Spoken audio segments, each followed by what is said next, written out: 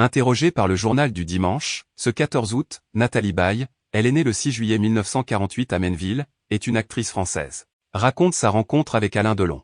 Un interview qui était sous le signe de l'émotion.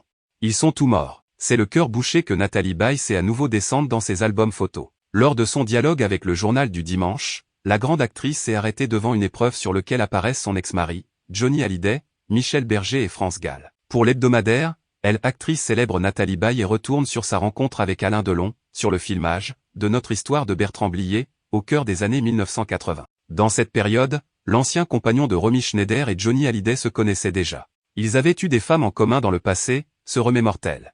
Pour la mère de Laura Smet, les deux hommes ont des points communs, ils méritent mieux que leur image et ils ont des souffrances d'enfance. Mais Alain Delon est souvent plus chagrin que Johnny selon Nathalie Baye.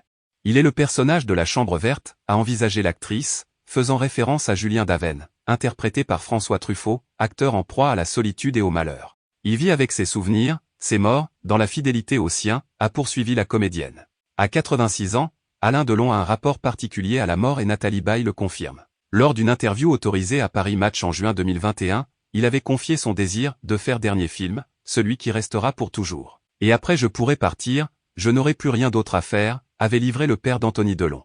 Le protagoniste s'était aussi déclaré sur le décès de son ancienne épouse, Nathalie Delon, en janvier 2021.